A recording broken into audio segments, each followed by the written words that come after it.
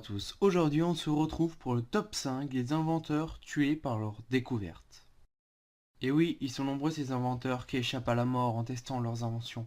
Et il y en a d'autres qui n'ont pas eu autant de chance. Certains inventeurs ou scientifiques ont péri à cause de leur découverte qui les a rendus célèbres. Quel comble! Maintenant, regardons un petit aperçu des plus célèbres d'entre eux.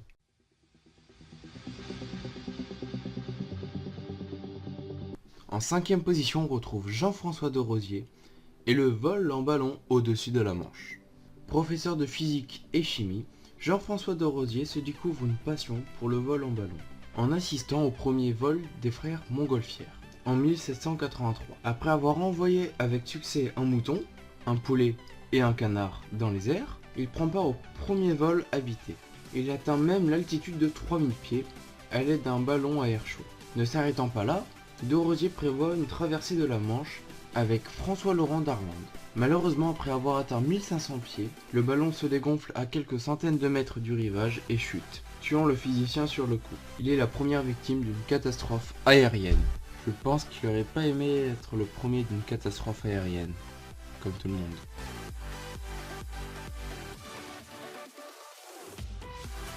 Alexander Boganov et la transfusion sanguine. Médecin russe du 19e siècle, Alexander Boganov développe un intérêt soudain pour le rajeunissement humain. Selon lui, il serait possible de rajeunir grâce à la transfusion sanguine. Il s'injecte alors plusieurs poches de sang.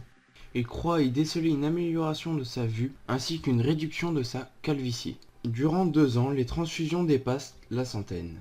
En mars 1928, à 55 ans, Bogdanov tente l'échange de son sang avec celui d'un étudiant atteint de la malaria et d'une forme bénigne de tuberculose. 15 jours plus tard, après une longue agonie qu'il observe et qu'il enregistre scrupuleusement, Boganov meurt. En 3e position, on retrouve Carl Scheele et le cyanure.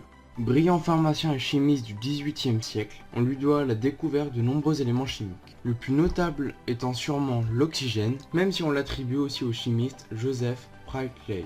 Le tungstène, le chlore ou encore le mercure font partie de ses nombreuses découvertes. Malheureusement pour lui, Scheele avait une mauvaise habitude. Il goûtait toutes ces substances. Plutôt mauvaise idée, surtout quand on découvre le cyanure d'hydrogène. Il meurt à 43 ans à cause de ce qui ressemblait beaucoup à un empoisonnement au mercure. Franz Reichelt et le costume parachute. En février 1912, Franz, tailleur à Paris en mal de gloire, se met en quête de confectionner le premier costume parachute. Il procède à des essais avec des mannequins depuis la cour de son immeuble, puis se lance lui-même depuis une hauteur d'une dizaine de mètres. La tentative est un échec, et sa chute est amortie par de la paille au sol. Qu'importe, Franz annonce lors d'une conférence de presse qu'il s'élancera du premier étage de la tour Eiffel, pour prouver à tout le monde que son costume fonctionne. D'après lui, peut-être que son costume marchera d'une plus grande hauteur.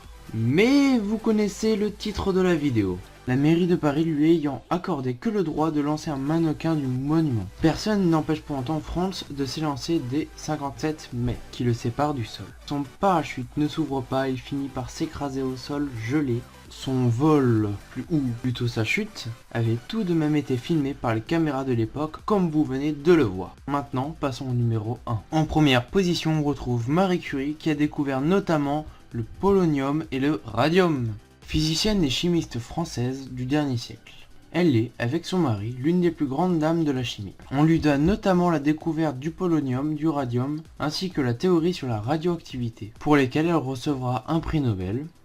Elle vouait toutes ses journées à ses expériences dans un petit hangar clos et sans protection. Inconsciente du danger qu'elle encourait lors de la manipulation de matières radioactives, elle décédera en 1934 d'une anémie aplastique suite aux expositions au rayonnement radioactif. Voilà, ce top vient de se terminer, j'espère que la vidéo vous a plu, donc n'hésitez pas à lâcher un like, à mettre un commentaire pour donner votre avis, à la partager sur les réseaux sociaux.